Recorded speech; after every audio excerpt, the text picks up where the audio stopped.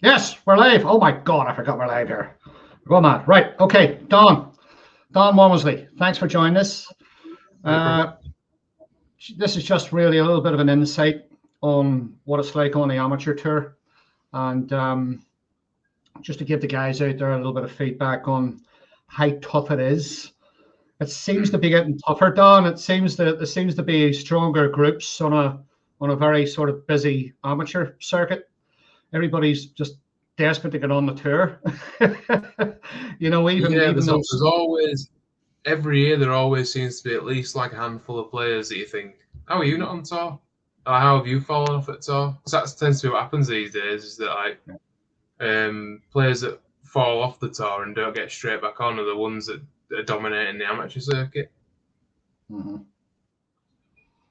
And you yourself, one of the reasons why I wanted to have a chat with you on here for the snooker circuit was that just to give the lads a bit of an idea of how it is on there. I mean, it's fair to say you have improved. I think I think your game's improved. I mean, I'm just going to go through, Dan, the what you've done this season. So just in case some of the lads don't know you, some of the lads all of the lads know you. I know they do on the amateur tour, but some people at home might not know you. But you're 32. Mm-hmm. You're 32 years old. You're from Leeds, and you've been on the amateur circuit for a while. Well, certainly a lot longer than I've known you. I've known you about five years, I think, 5 or 6 years. Yourself and Cully, when you just came down, played some of my pro-ams in Essex, you kind of knew the value of them. You knew they were tough. So I don't know where it helped you or not. Maybe it did, maybe it didn't. But Cully, Joe Hall, who had already been on the tour, kind of thought it was, so that both of you came down together. I'm just going to take a little look at your season on the Q Tour to start with, just to go through very quickly. Q Tour 1, Robbie McGuigan beat you 3-2. Q Tour 2, Hulty did you in the quarters. Q Tour 3, yes, yep. So Q Tour 3 and 4, you went out in round 1. Mm-hmm. Q Tour 5, you lost to Hulty in the final, 5-1. Q Tour 6, you had a second round exit. World WSF Championship, there you got the semi-final. You lost to Gao Yang 4-3. Mm-hmm. Considered a good result. Q Tour 7, third round exit, and Q Tour playoff. You had an early exit. I think you had the initial game. You lost to Mohammed Shabib. European Championship, third round exit to Robbie McGuigan, 4-3. Robbie has since got on the tour there through the Europeans. And your Q Tour ranking is around about 10 or 11, thereabouts there. Something like that. So I would say on a whole, Don, give me a wee bit of feedback on this. Compared to previous seasons, is it fair to say that you've improved somewhat? In terms of results, definitely. Mm-hmm. And in terms of your game, let's talk about your game. What do you need to do? Has your game improved? What does it take? What are you going to have to do to get yourself on a tour? Win matches. I have a feeling you're going to give me a really smart answer. It's well, rude not to. It's a case of honing my technique to a place where I'm that comfortable with it that it will hold itself together under pressure, which is what I've been doing more and more like over the course of this season. I've kind of found what works for me, and I know what it is now. And that's kind of shown since probably just before Brighton. I got to the final of the English Amateur Tour down in Reading. Yeah, and that was like the week. I think that was the week before Brighton, or 2 weeks before Brighton, and then the Q Tour in Brighton. I got to the final and put in some really good performances, especially in a couple of deciding frames where I've had, I think, centuries in both deciding frames, or at least one visits anyway. So my opponent's not had a chance. So I was thinking, even in the final, if I get to the decider, I'll be sound. But but that just kind of shows where I'm at in terms of how I'm playing and how I'm dealing with playing under pressure, I suppose, which is definitely improving. I think that's just the difference, really. I'm just knowing my technique better. I mean, it's kind of shifty, really, and it's kind of on the day for a lot of players who travel. I mean, Robbie, for example, didn't have a particularly great Q tour, did he? He didn't really. You know, he had. I don't even know if he got anywhere near the playoffs. Yeah, no, he didn't. We spoke about that when I had a chat with him. Yet he had a great performance, obviously, in the Europeans to get where he is, to get his tour card. Robbie paid you some compliments. I think I think he may have had a couple of back-to-back 100 breaks against him, or was it Liam? I'm not sure, but he was quite impressed with your snooker. But it kind of looking at the whole thing, Dan, you know, I mean, I watched yourself and Liam and Robbie, and you kind of, you know, I could see the improvements there. I could have seen in the long term Liam and Robbie getting there. I could see you getting on a tour eventually, but quite a lot of the times all three of you would break down. You'd score heavy, sometimes break down, and that you don't always get the same opportunities. What is there a lot of pressure out there traveling around playing in tournaments? Is it tough? I mean, what is it?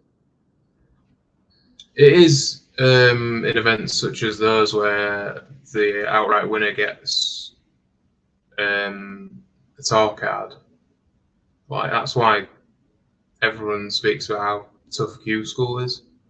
That exact reason, like everyone's playing for a tour card, and you know that at the end of it, so many people will. And like in the Europeans, only one person does, so 200 of the people go away unhappy.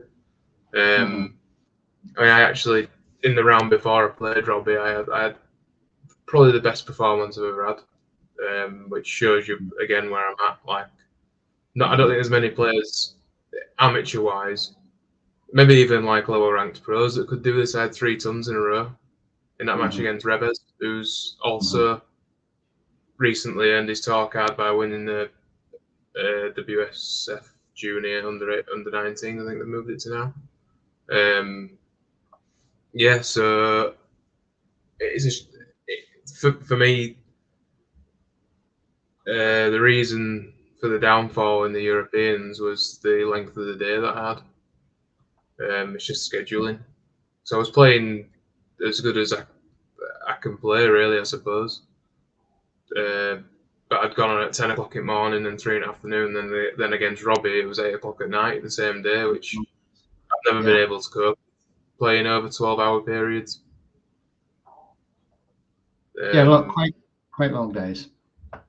Yeah, it's a shame because it's so important. And then Robbie was the same. He didn't play his best. He still played like fairly well, but I made more mistakes in that match than I made all week in the Europeans. Probably even including the Q Tour playoffs. I didn't really make too many mistakes in that. He just played exceptionally well. Yeah, it's a shame, but as an amateur, it's something you've got to deal with. Absolutely. What's your overall feel then, Dan, about your game at the moment and getting on the tour? How important is it to you to get on that tour? And in terms of, obviously, you're there, you have an opportunity, you're going to have another opportunity. You're obviously going to go to Q school, and you know what's ahead of you. I mean, how are you feeling about things? What sort of attitude do you have? Do you have the expectation is if I get on, I get on. If I'm good enough, I'll get on. If I don't, then I'm not good. What's going through your head? Kind of thought for quite a number of years I'm good enough to be on, especially think that this season, I'm highlighted by like a lot of the breaks and that I had, like for instance in the Europeans and everything. Like, I think I'm good enough to be on tour. It's just I've not managed to do it yet. So I do expect to at least give myself a good chance of doing so, but I know there's no guarantees. I do have a backdoor chance next week actually getting on as well before Q school. Playing the Worlds on Friday. Yeah, I was going to mention that. You've got a So qualifier opportunity. qualify for Crucible, I'm 3 matches away from.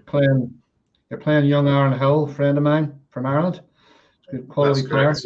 Yeah. on there. So it's a proper match as well. I've never played a best 19 in competitive snooker, so I'm really looking forward to that. It's quite an exciting time. well, I'm looking forward to watching that match actually, Don. So it's good to see. So right, so we've got Liam, obviously Liam Davies, Robbie, and Holty's got back on. I kind of thought he would. He had a pretty solid Q tour, and that there, and you on the basis that you have this, you've kind of got the top amateur status now. You're sort of you've got Robbie and Liam and Holty out of the way now. You know, as far as Q school is concerned. It doesn't make it any easier. Obviously, there's a lot of good quality players in there that are going to go in there and play there. And you're very obviously scoring a lot heavier. We just talked about that. What do you need to do, Don? What do you need to do at Q school? You know, they get Not there. missing easy balls. If I don't miss any easy balls, then I won't get beat. That is just the difference. If you can hold yourself together and not miss anything easy, then you don't get beat in Q school, because you tend to find that other than the odd match, nobody consistently scores heavy because there's so much on the line, and that's it basically. Well, I've watched some of your matches.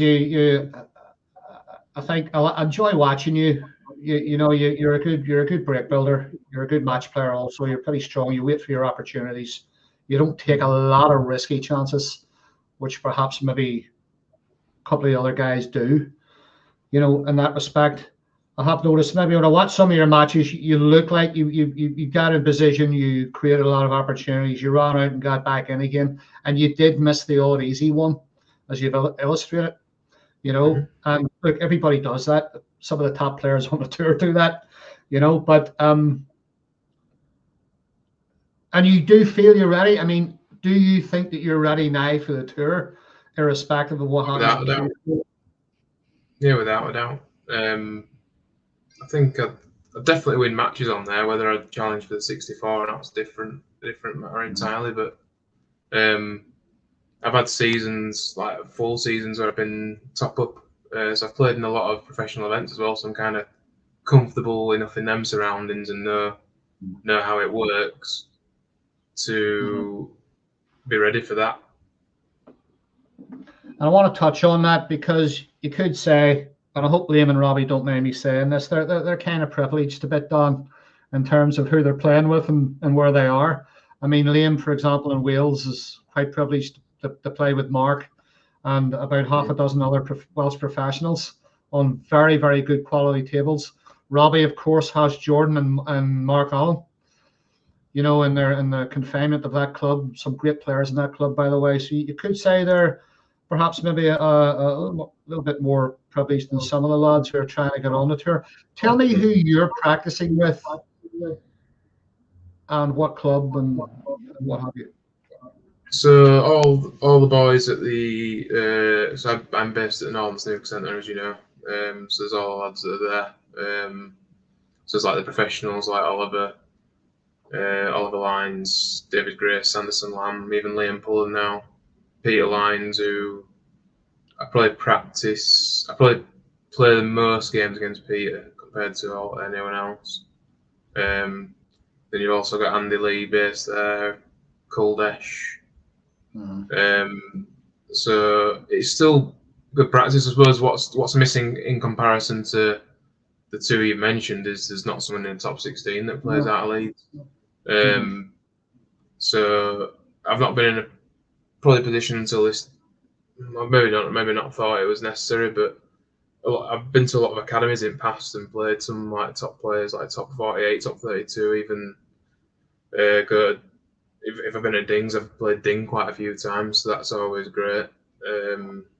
Like in preparation for next week, I'm going to Victoria's Academy and I'll get some games against some of theirs. Just been to play Kale today.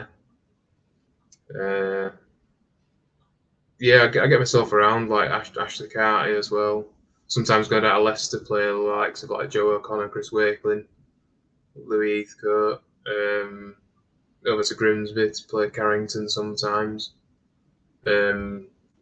Yeah, so I do make sure I get around quite a bit, but I think, and I play my best stuff when I do so, which is why when you had your events on, I was playing some really, really good snooker, probably the best stuff I've in the last, like, say, 3 or 4 years. I was playing my best stuff while your tournaments were on. Compared, maybe not in comparison to now, but it's certainly around about the same, I think, in terms of consistency. And that's because of travelling about and playing different players and sharpening myself up.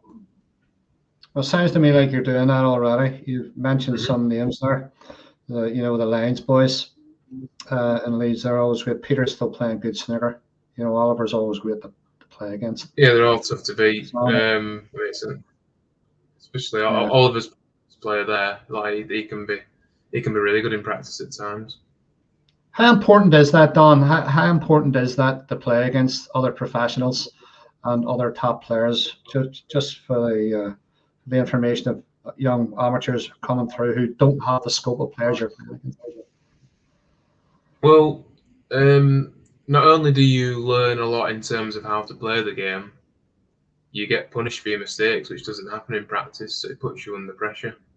But even if you go to play someone that has been playing for years and you pick up like 1 or 2 different shots you never thought of, that can be a massive thing.